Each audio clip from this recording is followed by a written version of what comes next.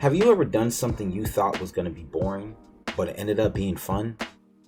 Well, that's exactly what Death Stranding is like. So recently, I've been playing a lot of games from Xbox Game Pass, and when I seen Death Stranding on it, I knew I had to try it out.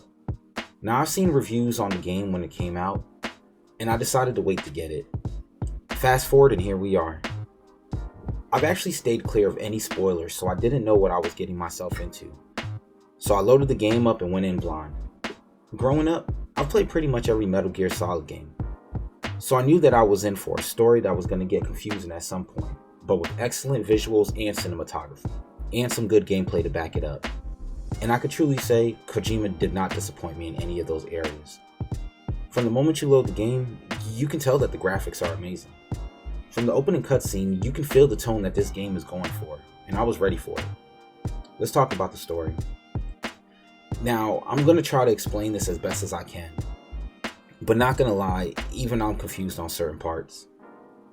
You play as a delivery guy named Sam Porter, voiced by Norman Reedus, in a post-apocalyptic America where the rain, also known as timefall, speeds up the aging process of anything it comes in contact with. You work for a delivery company named Bridges, and you're tasked to deliver packages and reconnect the world through the chiral networks. Throughout your time, you're going to meet a huge cast of people played by great voice actors, which I can say the majority of the voice actors were excellent. There are some few exceptions, but overall the voice acting in this game, in my opinion, is top notch. During your deliveries, you're going to run into these things called BTs, that I believe are dead people that died and caused the void out, which is an explosion that creates a massive crater in the ground when someone dies. But your character has the ability to sense them.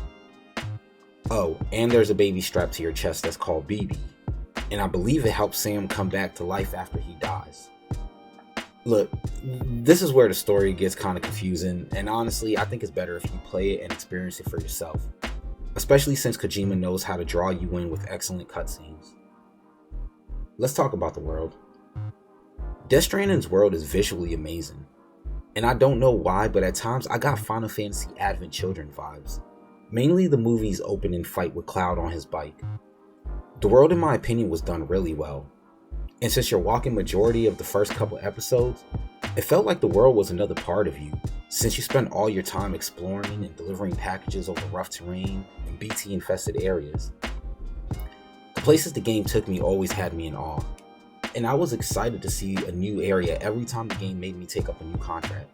The different elevations of terrain gives you some of the most breathtaking views I've seen in the game in a while.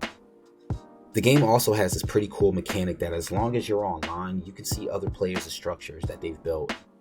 This mechanic definitely helped me out a lot. I couldn't even begin to tell you how many times I walked somewhere and somebody built a bridge to help me cross a deep river, or when it starts to rain and all of a sudden you happen to see a timefall shelter built randomly so you can take cover in it. It's these type of things that make this game differ from the rest. Oh, and my goodness, the music is amazing.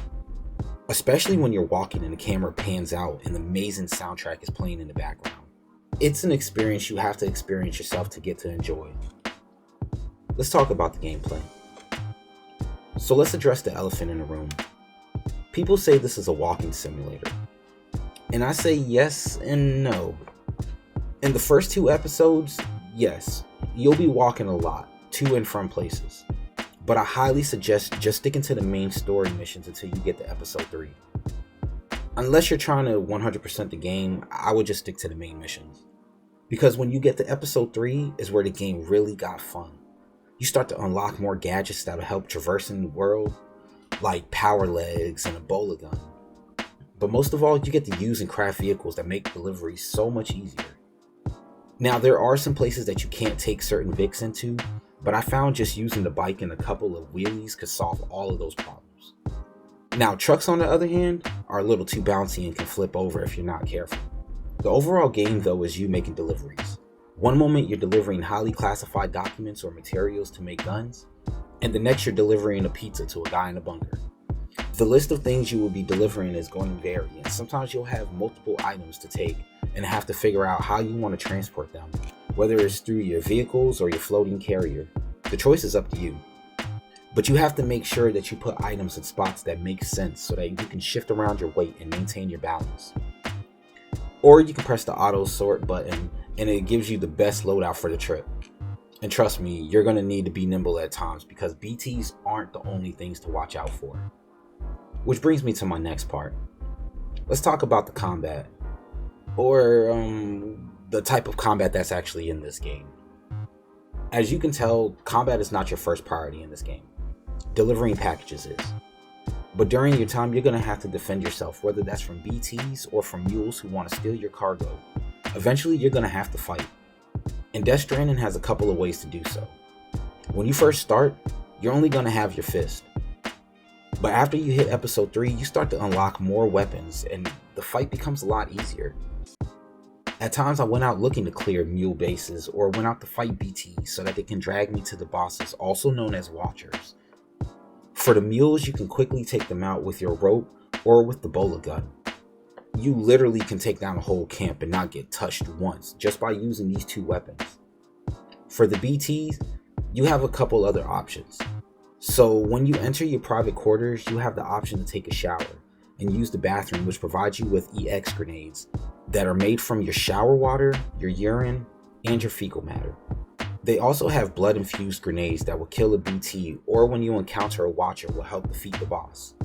Because boss battles are pretty cool the first couple times you fight them, and each one has a different type of boss that will show up. Now, as positive as this review has been, I do have a couple gripes about the game, which brings me to everybody's favorite part. Let's talk about the cons. My first complaint is the multiplayer.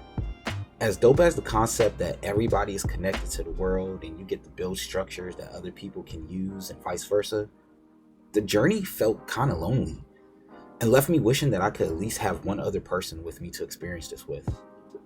I hope the next installment, if there is one, will include some type of multiplayer in it. My second complaint is the game started to feel too easy after a while. The BT and mules that were once a threat became fairly easy to take down the more equipment you unlock. And with there being so many player structures around, I felt like I didn't need to build anything since the job was already done for me. Heck, I went through most of this game and only deployed one rope to get down the cliff. It just felt like everything was already handed to me.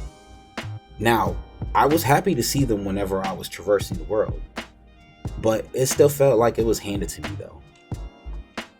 My third complaint is the story. The story is good, but it's all over the place. I just felt like they could have told a simpler story and still had a great game on their hands. But the story sometimes gets really confusing, and even with the excellent voice acting, I still got lost at times. Death Stranding is one of those games you have to try for yourself, and once you get to episode 3, the game opens up a lot. And I think this is where the game shines the most. From babies strapped to your chest and taking down watchers with your poop, I give Death Stranding a 8.5 out of 10. This game is great, y'all, and I highly recommend it. And since it's on Game Pass, I really think it's worth looking into. Let me know down in the comments below if you like or you hate Death Stranding. Also, join the Discord. The link is in the description below. I'm going to leave you guys with some gameplay footage. I hope y'all enjoy.